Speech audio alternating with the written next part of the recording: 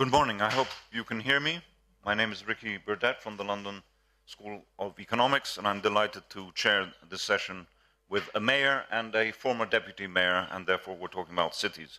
I'm also keen to underline the fact that this is an event organized obviously by the Foroum, but together with the Hellenic Observatory from the London School of Economics. Kevin Featherstone, who's a specialist in things of this area, is here and was one of the key players in arranging it. This wonderful title, by the way, Thriving Amid Turbulence, was not my title, but it's very good, because in a way it summarizes the problem of cities, which is, if you just think of what's been happening in the last years, just the last 2 years, cities have been on the front line of everything. They've been on the front line of the pandemic, they've been on the front line of today of refugee status, and it's people like Kostas and Jean-Louis who've had to, in a way, deal with the situation immediately. I'm not saying that national government is not responsible or has to respond to these situations, but I think cities actually deal with this on the front line. We're going to have a 40-minute session. I wanted to just start by setting the scene with a very few images and slides. Obviously, we're going to focus on the two cities represented here, but it's probably useful to represent the context. We're going to look at Athens, we're going to look at Paris, and the reason we're looking at Athens is because Kostas and I and our respective teams have been working together now for 2 years on something called the Urban Age Task Force, which is really working city with university to try and improve services, understand how one can learn from other cities, and hence the dialogue, of course, with our colleague from Paris. These are two extraordinary cities, one slightly older than the other, but both very interesting from one point of view, which is the shape of the city and the way it's managed. And I'm just going to touch upon that, and that will be the basis of the questions. But just the background, cities are not the same. Sometimes people talk about cities as if it's exactly the same thing. And this map just shows you how fast some cities around the world are growing, how many people are moving into each city every minute that I speak. So in places like Kinshasa, Lagos, there's one person basically moving in every minute. In other parts of the world, they're reducing, they're shrinking, as they say, and therefore the pressures in terms of what actually happens in these cities is enormous. And here's where I want to just set a very different context. In Athens, Kostas knows this, in a period which is a decade or so ago, actually Athens lost population. Paris has been growing steadily, a little bit more now, in fact, over the years. So again, how do you deal with a city where maybe younger people are leaving and going to work elsewhere? And I think this is issues of growth and decline are absolutely central to this. Now let's see whether we can go forward. Another aspect which is very important, as I said, is the shape of the city. We'll talk about that. Cities can be like Los Angeles, sprawling absolutely everywhere, or people are packed together. And Athens and Paris are very particular because they're actually very, very dense. And we at the London School of Economics, in the group that I run, actually measure this thing called density, how many people live close together. And the diagram that you see, the red spike over there on the top, the taller that is, the denser it is. In other words, if we had 5 times as many people in this room, it would be denser. And if there were only 2 people in the room, it would be less dense. And actually, these two cities are very, very similar. Actually, they have a lot of people very close together, which causes situations of opportunity, but also situations of crisis. And the relation between density, where people live and work, and their transport infrastructure is fundamental. And I know that for Kostas, this is a big issue that we'll talk about in a moment. I don't want to be unkind to Athens, but the comparison between the sheer amount of public transport system there is in Athens compared to Paris, you know, there you can see the diagrams, right? The amount of red lines, the amount of public transport, rail-based, has actually been there for probably more than 100 years in the case of Paris. So these are two very different cities with therefore different types of use of the city. And I think this becomes fundamental. But just look at these statistics. In Athens, I'm sure Kostas will correct me, but it's something like only 14% of the population uses public transport to go to work. in Paris, it's something like 30%, probably going up. And look at the number of people who use cars. And interestingly, if you compare Paris and Athens in terms of the amount of green space we have per person, they're both actually quite low compared to, say, London, which is 4 times as high. I'm setting this as a context as to why these two individuals are involved in actually setting different policies about how to change, how to improve the city. Jean-Louis, and I'll ask him to explain this a little bit more, and Anne Hidalgo, the mayor with whom he's worked in the last 8 years, has been responsible for investing in the city's cycle infrastructure, 300 million euros in the last years, and it's made a difference. And of course, Kostas has started in a pretty strong way in trying to also uplift, shall we say, the quality of pedestrian and cycleways with the Great Walk in his city, in Athens. Let me just end by talking and mentioning, I think, one other important point, let's see whether this works, is the one of inequality. All cities have people who are at the top and at the bottom. It's inevitable. Society is like that. But where they're located is different from every city. So the darker colors here in red show you where in Athens the most deprived people live. And as you know, those of you from Athens, those of us who are from outside need to study it, it's mainly the north and the west. And actually, in the case of Paris, it's a different sort of physiognomy. In fact, the center is relatively well off. It's also the fringes of the city. So how do you deal with that will be one of the issues. And the final point I want to make is the issue of governance, which is, interestingly, both Athens and Paris, here we go, if you see the tiny little area with the red lines in the middle, that's what Kostas is in charge of, right? So it's actually quite a small part of a much bigger context, which is the metropolitan area, of course, Attica, with its own sort of governance. So how do you deal with air quality? How do you deal with issues of that sort when you're sort of cutting across all the areas? And Paris, in a way, has got the same themes. So that's very much as a way of introduction and context. And let me start by asking Jean-Louis, I don't want to talk too much about COVID, right? Because that's not the theme. But you've been in charge of your city for, well, one way or another, nearly 12 years, right? Apart from COVID, what has changed most dramatically in your city, and what have you found, in a way, most difficult? Thank you for this presentation, which was very, very interesting. And thank you for inviting me to this forum.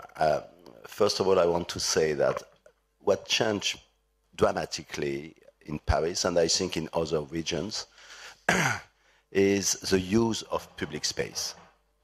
And the transformation of the use of public space, of course, the most spectacular is about the share of cars and bikes and pedestrians in the public space. And of course in Paris, for example, now we have some congestion traffic of bikes. So it's so surprising because we thought at the beginning that the bike lanes were wide enough to manage the traffic, but during the rush hours, we have some problems of congestion. And this changed fundamentally the visage of the city. But I think that we have to go a step further. It's not only a question of mobility, it's also a question of living in the public space. I mean that people are more and more using cafe terraces, parks, gardens to eat, to have conversations, and of course demonstrations and exhibitions and performances. So it means that the public space is less and less a public space of mobility and a site where people are just moving, but it's also a place where people are living, staying, and using it as a place of life. So I think it's the most spectacular change. And I was in Athens just before coming here, and my vision of Athens is exactly the same. So people are in the streets, and they are living in the streets.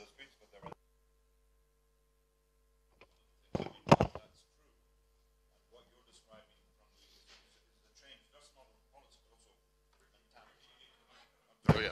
I'm saying what, I'm sorry about that. What I'm saying, obviously Kostas knows that in the case of Athens, there are a lot of people on the streets, but there are a lot of people in their cars, and we saw the statistics. And all I'm saying, Jean-Louis, is that the point you just made is not just a question of policy, that you write a policy and people start getting out of their cars and going into using bikes. It's a question of mindset. How do you change people? So what you arrived, day one, you did the Great Walk, and? Absolutely. It's much more, it has much more to do with the software rather than the hardware. It has much more to do with actually what's in our heads. But this is a key challenge, I think, for cities around the world, including Athens, in the years and in the decades to come. In the 20th century, we built cities around cars. In the 21st century, we have to build cities around ourselves. So practically, as you rightly said earlier, it has to do with a new understanding of public space as a public good. And it also has to do with sustainable mobility, which means that, of course, drivers have rights, but so do passengers, so do cyclists, so do pedestrians. In Athens, we moved forward during the pandemic. I cannot pretend that it was easy, but I think that the policy has been paying dividends and has been paying environmental dividends.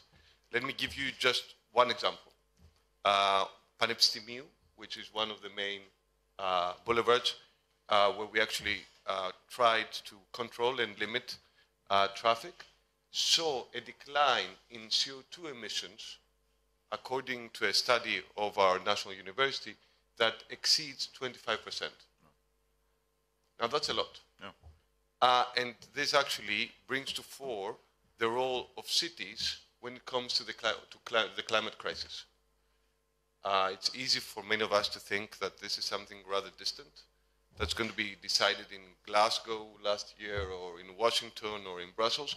But in real life, cities are responsible for 70% of CO2 emissions. So it's an international problem, clearly, that requires a local solution. I mean, it's interesting that the 70% of CO2 emissions comes from cities. Sounds terrible, but actually what it means that if you implement changes that you did in Paris, you can actually have a massive impact on the planet by reducing the carbon footprint of cities, right? So actually it's not necessarily, that's why I'm saying cities are the front line. So what actually happened in Paris? Give some very concrete examples of changes you made. Well, the changes, the more visible changes were with the building of a city cycling friendly, and making cycling in the city secure, safe. And when you create bike lanes, you generate bikers. And when you create roads, you generate cars. So the mayors are a very strong responsibility, because when there is a traffic jam, the first move is to say, well, I have to extend the lines. But if I do extend the lines, I create more traffic jam. And this is one of the key vision of the future of cities. And another thing which is very important about compact city like Athens and Paris is that the key word, the key concept is mobility as a service. It's more efficient to have a system of mobility as a service than having a system of mobility as a tool owned by people, owning cars, owning bicycles. In Paris, for example, we have a system of free-floating electric bikes run by the city, and people are using it very frequently because electric bike is maybe the best way when you are in shape, of course, the best way to commute in a city. Do you use a bike to go Yes, to work? yes, I use an electric bike, not a bike. but because I'm living on Montmartre, you know, so I cannot do it without electricity. Which raises the issue of geography. I mean, Athens is steep. Yeah, like Paris. Maybe, that's true, Athens, but one has an impression of Paris being flatter than Athens, but not true, right? Oh yeah, true. I mean, Athens does have hills. And those of us who know Athens very well are not surprised by that. And of course, Athens has 330 days of sunshine per year, so the temperatures are actually higher. Having said that, however, we are actually right now in the process of preparing an open bid to invite electric bicycles, electric bicycle platforms to come to Athens. We actually have a relatively positive experience with scooters, and now that they're actually coming back to our lives after COVID, we are reframing the regulatory context, and we think that the electric bikes can be rather helpful. Having said that, of course, Athens has lost precious time. And there is no, I mean, many of us who are in this room know this very well. There is no point in actually, trying to hide the obvious. It sure feels that like we have been at the center of a perfect storm for many, many years. I mean, now we have this cost of living crisis. Before that, we had COVID. We had the refugee crisis. We had the economic and financial crisis. There were times just a few years ago when Athens felt like the Weimar Republic.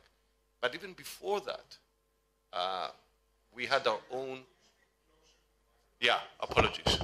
But even before that, we had our own urban crisis. As you said, we have actually lost 2 out of 5 residents since the turn of the millennium. So here is the challenge right now for us to reinvent our services on the one hand, and at the same time to reinvest on the necessary infrastructure, which may well have to do with something as small as a pocket park, which will not change the city, but will certainly change the neighborhood, or a playground, or an open court, or it could be something as big as investing in our urban lungs. I think Koskipos, our national garden, Likavitos Hill, Steffis Hill, or something even bigger, like this big program that we call double rejuvenation, the Plianaplasi in Greek, which is probably the biggest urban transformation project that's actually being implemented in Europe. What does it do? What is the... Well, the idea is that there is this area in Athens, which is actually very close to the heart of the city, called Botanikos, which has been largely neglected for many, many years. We are actually we are building a new football stadium in this area, and at the same time, we are putting in place new infrastructure. So essentially, it's a new city. The logic is that of Délphi, but of course, very different from the point of view that green, for example, green areas has been estimated to touch 50% of the total area. And on the other hand, at the center of the city, we are going to demolish an old stadium and create a new green area that's very, very important for Athenians to actually take their breaths. So, I mean, often when one has a discussion about cities, and particularly the economy of cities, jobs, whether people come or people leave, right? I mean, mayors tend to say, we can't do anything about it, right? It's got to do with the national economy, it's got to do with geopolitical issues, globalization, etc. You're arguing that actually if you improve the livability of the city, people will come back or want to stay, right? 2 things. And I want both of you to comment on that. I'd like to say 2 things about that. I mean, clearly it's true that, I mean, mayors do not run the world, right? I mean, national governments do. But there are things that we can do. So, for example, we were talking earlier about the double rejuvenation project. We have estimated that this is going to bring direct investments that exceed 450 million euros just in the first few months and first few years. Now that translates into many high-quality jobs. But there's, I think, also a larger point that us mayors should not underestimate. I remember back in September 2019, it sure feels like another lifetime. The Economist published an article about Greece. Now, those of us who have been following The Economist know that it's not the most, let's say, positive medium when it comes to Greek affairs. But the article was glowing. It was wonderful. It was really optimistic, amongst many other things, pointing to the reform drive of the new government. But on top of the article, there was this picture of Athens. And it wasn't the Acropolis, it wasn't Lykavitos. It showed a closed door full of graffiti, a dirty area, and there was someone sleeping on the pavement. So the picture was actually telling any potential investor, stay away. So this is, I think, the challenge for us, to create an environment that is friendly, that is positive, that is safe.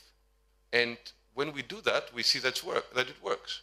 Take Omonia Square. Yeah. In a moment, we'll come back to what are the things that stop you from doing that. But Jean-Louis, microphone. I think that municipalities, mayors can do things with the question of population. But you have to be careful. For example, in Paris, my vision was not of Paris intramuros, but of the greater Paris. Because when somebody is moving from Paris center to the suburbs, it's not a problem. It's just a choice of life, you know. But of course, if the metropolis is losing people, it's different. And my vision is very simple. Of course, quality of life is a key factor of people living in a city. But you need also affordable housing. You need also to have a good vision of your specialty in the field of economics. When I was in charge of economic development and innovation, I was obsessed to make Paris a city friendly to startups.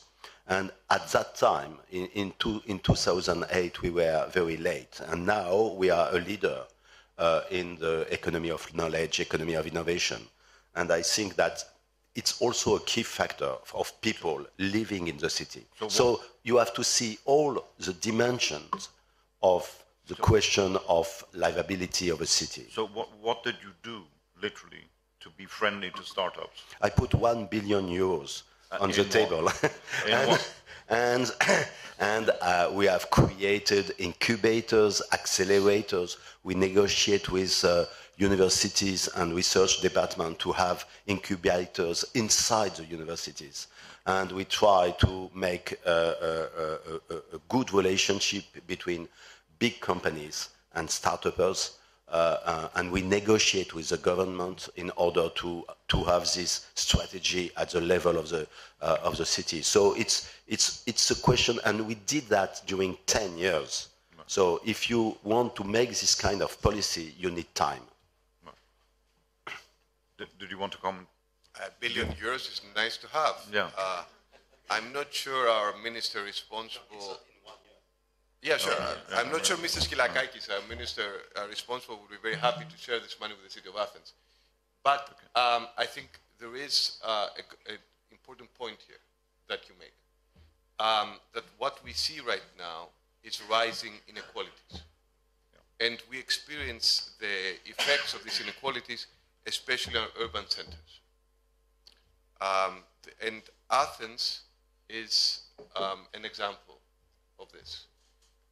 We cannot underestimate these. On the contrary, we have to implement policies that help with social cohesion and bring people together. We do this as we speak in the city of Athens, having, amongst other things, during the pandemic, redrawn our solidarity net. But we are fully aware of the fact that we still have a long way to go. I mean, one of the issues there with both of you is what powers does a mayor actually have? And it's interesting, if I think of Athens, I think of Paris, and I think of London. I'm not the mayor, but the mayor has some powers that you do and others that, interestingly, the mayor of London has total control over transport, total control for the wider region, and 5 billion pounds, euros a year budget. That's very, very significant, but doesn't have control over education, for example. Right? And I think you have control over some things, but not others, which raises an issue of governance, which I showed those maps of where the jurisdiction, where the powers of these two gentlemen are. And in relation to the whole area, it's actually quite limited, right? You were referring to that. What are the greatest barriers for you in Athens in relation to Attica, but also national government plays a big part in what happens to your city, right, in terms of investment? And then same point for Paris, because I know that Paris is thinking of creating effectively a larger forum for the Ile de Paris, which is the 11 million region as opposed to the 2 million city of which you've been the deputy mayor. But go on. Well, we're actually rather fortunate because we have an excellent cooperation both with the region and with the national government. Having said that, this is not actually a reflection of institutional arrangements. Yeah. It's actually a reflection of political dynamics, which raises a broader issue. Can you just clarify to everyone here? Is this is not always the case, because it depends. Exactly. Yeah, I mean, sure, yeah. Which raises a broader issue. The fact that, on the one hand, unfortunately, local government in Greece is still treated by the Greek political system like a minor. I think we have exactly the same problem in Paris. You know, that makes me feel better. I think it's the same problem all over the world. It is. Most mayors I speak to in Europe agree on this. But I think there's a very strong case to be made for decentralization, for transparency, and for actually strengthening the one democratic institution that's actually closest to the citizen. I mean, we have left behind the time of hierarchies, and we're now living a time of networks. It's a completely new mentality and a completely new outlook. On the other hand, in Athens and in Greece, we suffer from coordination failures. So take, for example, the question of mobility. If one poses a simple question, who is responsible about traffic in Athens? Who do we blame? It's always the mayor. The mayor is always to blame for everything, but I mean, legally, who do we blame? Who do we call? There isn't one phone number, there isn't one address, there isn't one name. There are more than 7 different agencies that fail to coordinate or even communicate. And as a result, the, let's say, institutional jungle is mirrored in a jungle in the streets. So what can you do about it? So the good news is that my understanding is that the government and the minister responsible, Kostas Karamalis, is moving forward right now, and he's going to bring a new legislation creating one agency, one single agency, that will be responsible both for designing policies of mobility, but also for implementing mobility policies in Athens and in Attica. Well, I should have said exactly the same things. You know, when a Parisian tell me the subway is dirty, my first answer is, it's not our responsibility. It's look at the president of the region Île-de-France. And generally, the Parisian answer, it's not my problem. You have to make it clean. And I know you as a mayor. I don't know the president of the region. So this is it, you know. This is it. The mayor is the first contact with all the citizenry in a city. And of course, we have to keep in mind that metropolises, is a great urban phenomenon of the 21st century. But it's a very recent phenomenon. And this is why we don't have governing bodies adapted to the phenomenon of metropolis. And the problem in Paris is that you have the region, 12 million people, you have said it, and we have the city, 2 million people, but the dense part of the région parisienne, what we call région parisienne, it's 10 million people in a very small area. We have seen it in your presentation. And this part of the city have the same problems, but they don't have a body to govern it. Yeah. So this is the problem of the 21st century. We have to transform our institutions, our local institutions, and it's very difficult because people are fighting together and people are upset one with another, yeah. and there is no vision, no global vision of the governance of the metropolis. This raises an issue of power and who's in charge, right? But interesting, I mean, I guess those of us who live and work in London have to be relatively optimistic about this because you all know that London has a mayor, but I don't know how many of you know that that's only been the case for 22 years. So we invented the institution of a directly elected mayor in the year 2000. It was part of the Tony Blair Labour government manifesto to do that. And there was a fear, always a fear, that the mayor of London would become slightly more powerful than the prime minister. So Boris Johnson has solved the problem. He was mayor and a very famous mayor of London told me that a local institution in Great Britain is North Korea with elections. Is what is? North Korea with election. Yes, no, that very clear. But this, in terms of institutional change, Kostas, what would you want to see? I mean, you've always talked about, in the answers up until now, that you're happy that central government is making changes. But what would you like to see change in terms of, you know, you or the future mayors? Well, I would say that if we want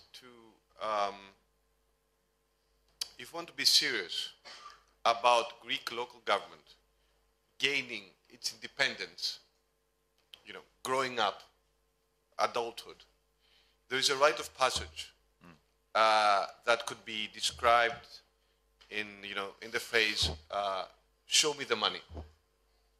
Right now, Greek local government is dependent on the Greek national government. So whenever we want to secure funds, we have to in some way or form, cooperate with the central government, even if we design our own monetary tools, financial tools, which we do. However, there's a property tax right now. It's called enfia in Greece. This property tax can be transferred to local government. Right. And that would mean that that would actually mean that we would be able to secure, on the one hand, liberate ourselves from the constraints of the political system, but on the other hand, it would also mean that the mayors and the city councils would be directly accountable to the citizens about what they do with their money. No. No.